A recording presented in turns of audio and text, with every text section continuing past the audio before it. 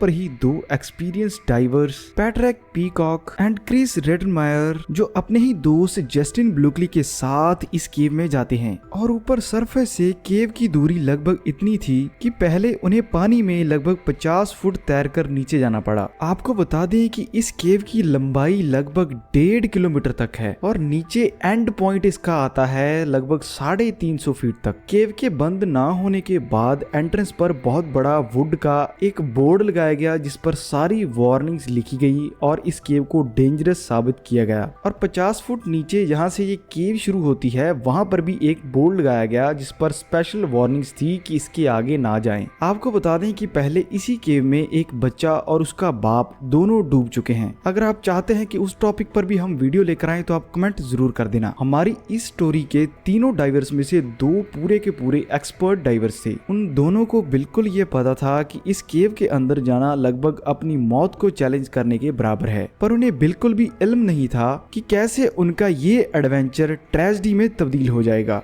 Dive करने से एक दिन पहले क्रिस एंड पीकॉक सारी जगह का मुआयना करते हैं और सेफ्टी पर ध्यान देते हुए एक एक चीज को केयरफुली चेक जरूर करते हैं। वो इस केव में बैकअप सिलेंडर्स जिन्हें बेल आउट बॉटल्स भी कहा जाता है, वो 3 सिलेंडर जगह जगह पर रख देते हैं जो 3 पॉइंट्स पर रखे जाते हैं, 20 foot, 70 foot and 120 foot last point. और इन सिलेंडर्स में होती है ऑक्सीजन, नाइट्रोजन और कई बार हीलियम जो इमरजेंसी में डाइवर्स द्वारा यूज की जा सकती है। ईगल नेस्ट केव दूसरी केव से इसलिए स्पेशल है क्योंकि इसके 3 एंड पॉइंट्स हैं जिनमें बहुत सारे छोटे छोटे रूम्स हैं जहां पर रुक के ये डाइवर्स रेस्ट कर सकते हैं। और उनका पहला टास्क था अप स्ट्रीम टनल में घुसना। उनका पहला पॉइंट होता है क्रेविस केव, जिसके बाद वो पहले रूम रैंडीस रूम तक पहुंचते हैं, जिसके बाद वो जाते हैं ईगल नेस्ट केव के सबसे बड़े रूम सुपर रूम तक जिसका साइज किसी एयरक्राफ्ट के हैंगर जितना था। इसी के तुरंत बाद क्रिस और पीकॉक एक बहुत बड़ा फैसला लेते हैं जिसमें वो ट्राई करते हैं डाउन स्ट्रीम टनल में जाने का, जो कि बिल्कुल यहाँ से ऑपोजिट जगह पर था। इसके बाद ब्लेकली, जिसे बहुत कम एक्सपीरियंस था डाइविंग का, वो फैसला लेता है कि वो सरफेस के पास ही रहेगा। अपनी ग्रुप मीटिंग के दौरान ये एक पॉइंट जरूर रखते हैं जहां पर ये तीनों अगर कोई भी अंदर घटना होती है तो उसके तुरंत बाद पूरे 3 बजे मेन एंट्रेंस पॉइंट पर मिलेंगे। और इन तीनों की ड्रेस में लगे हुए थे अंडर वाटर स्कूटर,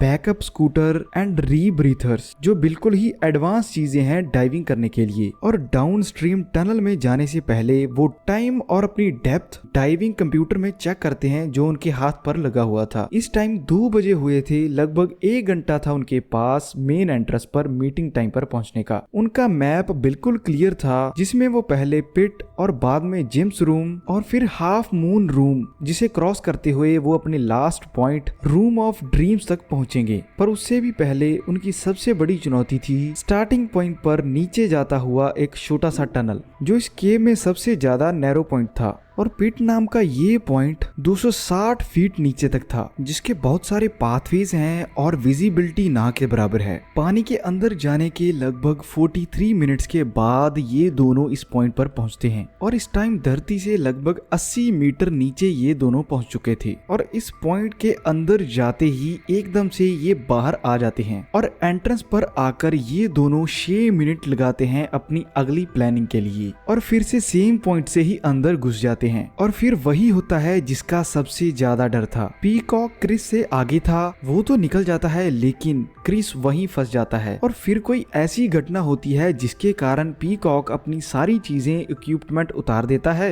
और दूसरी साइड क्रिस की जो हेडलाइट होती है वो गुम हो जाती है। पीकॉक के सारा सामान उतारने का मेन कारण था ड्यूलेंट बोतल जिसकी वजह से ही ऑक्सीजन सिलेंडर से बाहर निकलती थी, पर वो खराब हो जाता है जिसके कारण पीकॉक ट्राई करता है अपनी बेल आउट बॉटल्स के पास पहुंचने का। दूसरी साइड ब्लेकली पूरे 3 बजे मीटिंग पॉइंट पर स्विम करता पहुंच जाता है और जिस जगह पर उसे क्रिस और पीकॉक दिखाई नहीं देते। कुछ मिनट वेट करने के बाद वो फिर ऊपर सरफेस पर जाता है जिसके बाद फिर डाइव करके नीचे मीटिंग पॉइंट पर पहुंचता है और ये चीज वो बार बार करता है पूरे 3 घंटे लगभग 6 बजे तक। जब कोई कोई भी साइन उसे पीकॉक और क्रिस का नहीं मिलता तो जल्द से वो पुलिस को कॉल कर देता है, जहां हर्नांडो काउंटी नाम का पुलिस ऑफिसर कॉल उठाता है। और जब उसे पता चलता है कि 2 डाइवर्स इस केव में गए वापस नहीं आए तो वो फिर से शॉक हो जाता है, क्योंकि ये चीज पहले भी कई बार हो चुकी है, जिसके दौरान लगभग 10 मौतें हुई हैं और सिर्फ 1981 के बाद से। फिर अथॉरिटीज कई घंटे ड्राइव करके बहुत कीचड़ और गंदे रास्ते में, जिसमें सिर्फ 4x4 गाड़ियां ही चल सकती थी,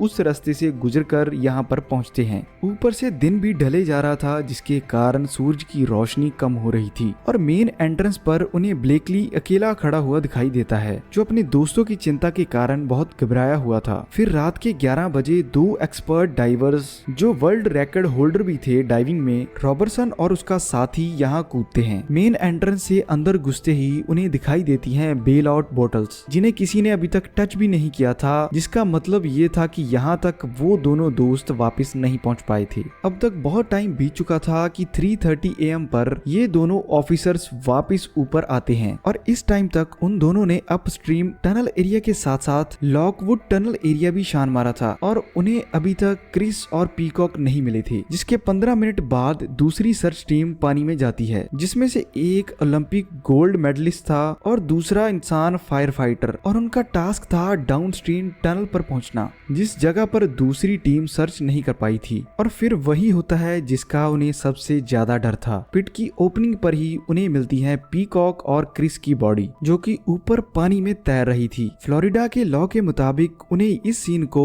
किसी क्राइम सीन जैसे ही ट्रीट करना था। सारा डाटा रिकॉर्ड करने के बाद वो ऊपर आते हैं और उनका सबसे बड़ा टास्क था ये दोनों बॉडीज को ऊपर सरफेस पर लेके आना, और उससे भी बड़ी चीज दुनिया के सामने इन दोनों की मौत का कारण रखना। दोनों बॉडीज को रिकवर करने के बाद लैब में भेजा जाता है और वो ट्राई करते हैं कि उन्हें पता चले कैसे इन दोनों की मौत हुई, और अभी तक अथॉरिटीज के पास इसका कोई भी जवाब नहीं था। ऐसा लग रहा था कि इन दोनों की मौत एक मिस्टीरियस राज है, पर फिर जो चीज अथॉरिटीज द्वारा बताई जाती है उसके बाद और क्वेश्चंस किए जाते हैं। दूसरी साइड रेस्क्यू टीम फिर वही इंसिडेंट वाली जगह पर पहुंचती है मौत का कारण पता लगाने के लिए, और उनका सबसे बड़ा टास्क था मिसिंग गियर को ढूंढना, जिससे ये चीजें क्लियर हो सकती थी कि आखिरकार अंदर हुआ क्या था। रेस्क्यू टीम द्वारा बहुत सारे घंटे लगाने के बाद बहुत चीजें नीचे ढूंढ ली जाती हैं। सारे गियर्स को इन्वेस्टिगेट किया जाता है और कोई भी क्लू इनसे नहीं मिलता कि क्यों दोनों डाइवर्स की मौत हुई, क्योंकि दोनों की मौत के दौरान ये सभी चीजें वर्किंग कंडीशन में थी। एनएस सोसाइटी की रिपोर्ट्स के मुताबिक क्रिस और पीकॉक ने वो सारी चीजें पहनी हुई थी जो इस केव के अंदर जाके डाइव करने के लिए प्रॉपरली सही थी। इसके बाद पुलिस पहुंचती है स्कूबा डाइविंग के एक्सपर्ट के पास। वो डाइव कंप्यूटर से बहुत सारा डाटा कलेक्ट करते हैं, जिसमें दोनों डाइवर्स की लोकेशन पता चल रही थी, पर इसके बाद भी कोई भी क्लू उन्हें नहीं मिलता। दूसरी साइड फोरेंसिक टीम भी अभी तक फेल थी इन दोनों की मौत का मेन कारण ढूंढने में। अमेरिका का सारा मीडिया इसी मिस्टीरियस डेथ के बारे में बात कर रहा था, जिसका मेन कारण अभी तक कोई भी अथॉरिटी नहीं बता पाई थी, और इन दोनों की मौत का मेन कारण अभी तक राज बनकर रह चुका है।